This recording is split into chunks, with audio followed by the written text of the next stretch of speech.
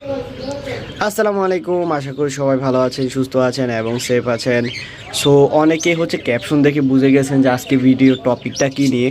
So তারপরও বলে দেই, সেটা হচ্ছে যে অনেকেরই পাখি আছে যাদের ভিডিও পাখি ডিম দেয় কিন্তু হ্যাচিং রেট কম, মানে পাখি থেকে ডিম থেকে বাচ্চা বের হয় না, ঠিক আছে।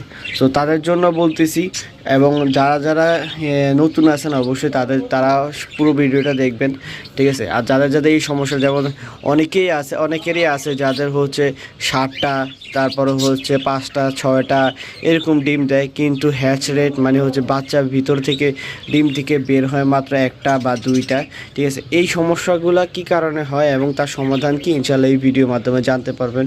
আশা করি লাস্ট পর্যন্ত ভিডিওটা দেখবেন ধৈর্য ধরে, এবং যদি ভালো লেগে থাকে অবশ্যই লাইক করে দিবেন ভিডিওটা। And so let's go. So আজকের ভিডিওটা কেন পাখি হ্যাচিং রেট কম, ঠিক আছে। ডিম দেয় কিন্তু হ্যাচ হইতেছে না, এবং ডিম ভিতর থেকে ভিতরেই রয়ে যেতেছে, বের হইতে পারতেছে না, এমন অনেক ঘটনা এবং অনেক ভিডিও আমরা দেখি, এবং অনেক পেজে আমরা আমাদের এই সমস্যাগুলো নিয়ে মানুষদের পোস্ট দেখে থাকি, ঠিক আছে। সো আজকে এই ভিডিওটা মনে করবো।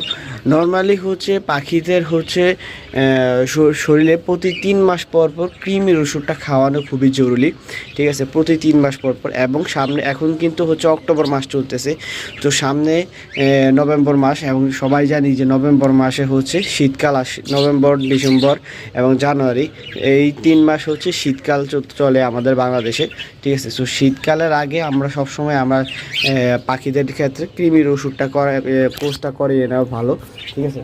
তাহলে অনেক ভালো ডিম বাচ্চা করে, কারণ আমরা জানি যে এই 3 মাসটা ব্রিডিং টাইম। এই 3 মাসে সবচেয়ে ভালো ব্রিড করানো যায় পাখিদের কাছ থেকে, ঠিক আছে।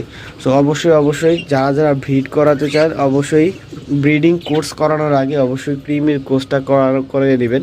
কৃমির কোর্স দুইভাবে করানো যায়।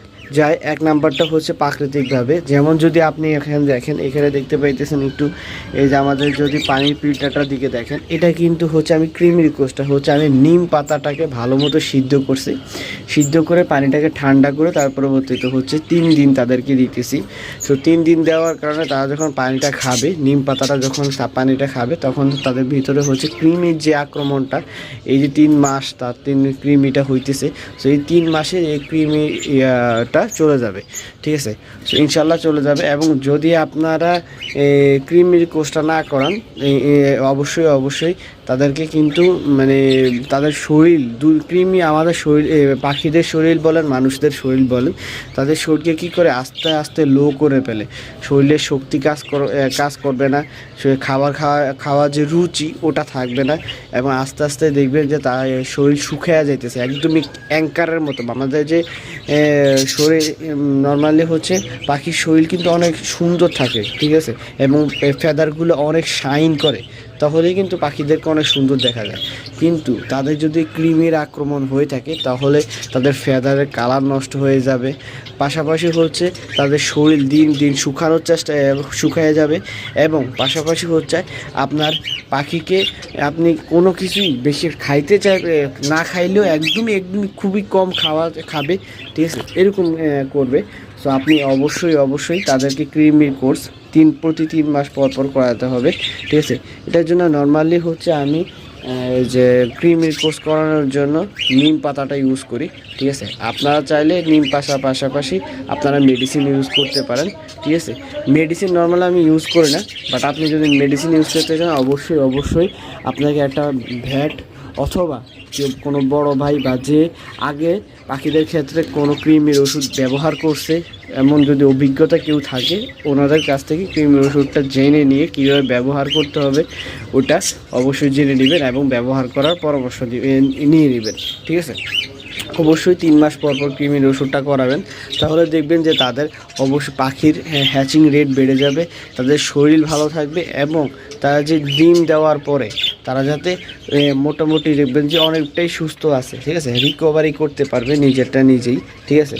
আর অবশ্যই ব্রিডিং কোর্স করানোর আগে ক্রিমের কোর্সটা অবশ্যই করাইতেই হবে, এটা ডেফিনেটলি করাইতেই হবে, ঠিক আছে। আর এখন কিন্তু এই যে শীতকাল আসছে, শীতকালের আগে এত পরিমাণে অনেক বেশি কিন্তু এখন গরম পড়তেছে। সো আপনারা অবশ্যই একটা কাজ করবেন, সেটা হচ্ছে যে পাখিকে অবশ্যই গোসল করানোর ব্যবস্থা করবেন, অথবা যদি গোসল করানোর ব্যবস্থা না করেন তাহলে পাশাপাশি হচ্ছে আপনি স্প্রে ইউজ করবেন। স্প্রে ইউজ করে তাদেরকে হচ্ছে শরীরটা ভিজিয়ে দিবেন, কারণ শরীরটা যদি ভিজিয়ে না দেন তার পরবর্তীতে এখন যে গরম পড়তেছে ওটার কারণে কিন্তু আপনার পাখি হতে পারে যে স্ট্রোক করে মারা যাবে, ঠিক আছে। অবশ্যই তাদেরকে যে গোসল করানোর ব্যবস্থা করবেন, এবং অবশ্যই ক্রিমের ওষুধটা অবশ্যই এটাই পারফেক্ট টাইম, কারণ এই সামনের মাসেই কিন্তু আস্তে আস্তে ঠান্ডা আসা শুরু করবে। তো ঠান্ডা আসা শুরু করলেই কিন্তু সব পাখি মোটামুটি আলহামদুলিল্লাহ ভালোই ব্রিডিং করে। তো আপনারা অবশ্যই এই মাসটাতেই অবশ্যই আপনারা ব্রিডিং যে ক্রিমের কোর্সটা করায় নেবেন অবশ্যই, ঠিক আছে। কিন্তু একটা জিনিস বলে রাখি, যাদের যে খাঁচিতে বাচ্চা আছে, যেমন আমার এই খাঁচিটাতে বেবি আছে এবং পাশাপাশি হচ্ছে এই খাঁচিটাতে বেবি আছে, যদি ভালো করে খেয়াল করেন দেখেন এখানে নর্মাল পানি দেওয়া আছে এবং এখানে হচ্ছে নর্মাল পানি দেওয়া আছে, ঠিক আছে। এখানে নর্মাল পানি দিছি এই কারণে যাতে ও বাচ্চাদের কোনো প্রকার ক্ষতি না হয়, বাচ্চাদের কোনো প্রকার সমস্যা না হয়, ঠিক আছে।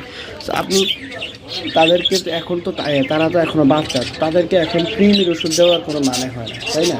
তো আপনার তাদের যে তাদের ব্রিডিং শেষ হলে বাচ্চা যখন বের হয়ে যাবে হাঁড়ি থেকে, ঠিক আছে, তখন যে তাদেরকে ক্রিমের কোর্সটা করায় নেওয়াটা ভালো হবে, ঠিক আছে।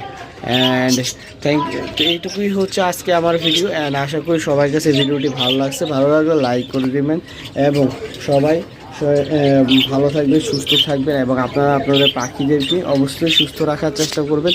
যদি আমার কাছ থেকে কেউ পাখি নিতে চান, ঠিক আছে, বিশেষ করে বাজরিকার পাখি, ঠিক আছে, তাহলে হচ্ছে আমার এখানে বাচ্চা ফুটছে আলহামদুলিল্লাহ, এবং এখানেও বেবি ফুটছে, এবং দোনোটা বেবি মাশাআল্লাহ দিলে রেইনবো কালারের হয়, ঠিক আছে। যদি আমি দেখাই, আমার এই যে দেখতে পাইতেছেন এই যে ভিতরে, ঠিক আছে, এই যে দেখতে পাইতেছেন এটা কিন্তু রেইনবো মেল, ঠিক আছে, এই যে দেখতে পাইতেছেন এটা কিন্তু রেইনবো মেল, এবং পাশাপাশি যদি এই মেলটাকে দেখাই, এই যে দেখতে পাইতেছেন এটাও কিন্তু রেইনবো মেল, ঠিক আছে, দোনোটার ক্ষেত্রে। এবং দোনোটাই এটা হচ্ছে আমি কিনে আনছিলাম, ঠিক আছে, কিন্তু এই জায়গায় যে জোড়াটা এটা হচ্ছে আমি দোনোটাই আমার হোম ব্রিড পাখি।